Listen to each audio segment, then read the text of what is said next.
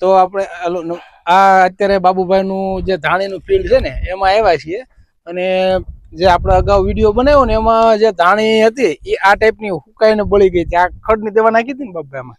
ખડ એટલે કલોંજીની. હા, કલોંજીની જે ખડ ઘાસમાં બાળવાની દવા આવે છે એ નાખી હતી એટલે આવા ધાણા થઈ ગયા હતા આપણે જે અગાઉનું જે વિડીયો બનાવ્યો એમાં. તો અત્યારે જે આ ધાણા છે એ ધાણાની અંદર જે આપણે જી માસ્ટર ઉપયોગ કર્યો. હવે બાબુભાઈ આપણે આ ફિલ્ડ છે આખું, આ કેટલા વીઘાની ધાણી છે? આ 15-17 વીઘાની આપણે સફેદ ચાદર પથરાવાની શરૂઆત થઈ ગઈ છે. અને આમાં જી માસ્ટર આપણે રૂટ સ્પેશિયાલિસ્ટ જમીનમાં એક વખત આપ્યું ને, ચણામાં વાપર્યું. આ છોલે ચણા લાગે છે, હા એ છે ને છોલે. હા, આમાં ફ્લાવરિંગ ની શરૂઆત થઈ અને પોપટા બંધાવવાની પણ શરૂઆત થઈ ગઈ છે. નીચે અહીંયા જોઈ શકો છો ને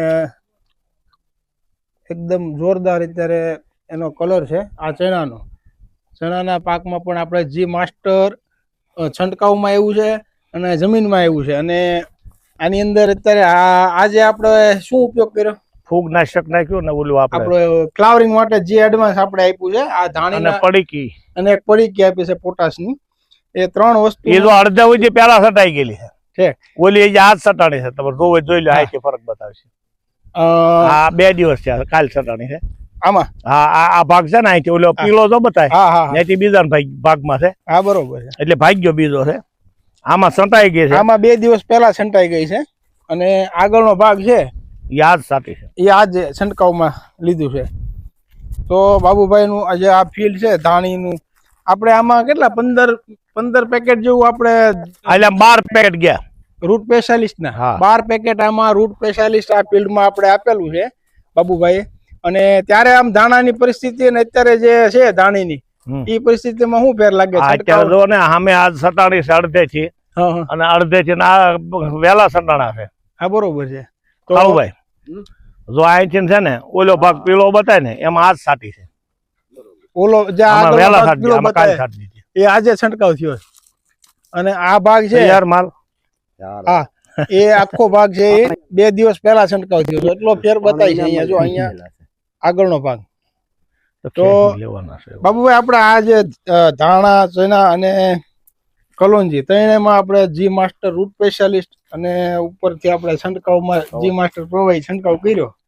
એમાં આમ તમને કેવો સંતોષકારક આમ પરિણામ મળ્યું? લાગે છે અત્યારે બધું એમ કે સંતોષકારક જ ગણાય ને. આ બધું બતાય છે ને, કાંકરિયા જમીન સમજો ઢાળ વાળી બધી. હા, એટલે જે તમે દર વર્ષે ધાણા ચણા એવું કરતા જ હોવ છો, તો દર વર્ષ કરતા જે આ વર્ષે પરિસ્થિતિ પ્રમાણે જે હતું એટલે એવું લાગે ઓણ કદાચ વધારે આવશે.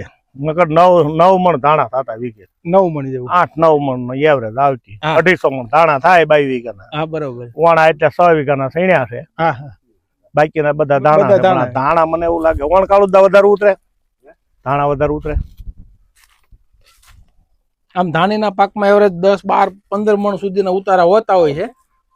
એવું આ મારે નો આવતો ઉતારો, સમજ્યા? તો આ વર્ષે આપણે 250 મણ ધાણા થતા 20 વીઘા. બાબુભાઈ ને આપણે આ વર્ષે ધાણામાં જે માવજતો કરાવી છે, 200 મણ નો. તો આ વર્ષે શું ઉત્પાદન થાય છે અને શું ક્વોલિટી મળે છે પાકમાં, એ આપણે હજી પણ આ ફિલ્ડ ની અંદર ફરીથી રૂબરૂ મુલાકાતે આવશું અને બાબુભાઈના આ ફિલ્ડ ની આપણે ચેક સુધી આપણે માવજતો અને જે તેની છેલ્લે સુધી આપણને ફળનું ક્વોલિટી, ઉત્પાદન, તમામ વસ્તુઓને આપણે તમારી સમક્ષ.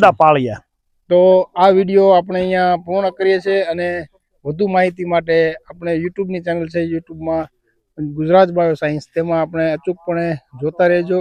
અને તમારા પણ અનુભવો ફરજિયાત શેર કરજો. અને તમને સારું લાગે તો બીજા ખેડૂતોને પણ આ વિડીયો મોકલજો.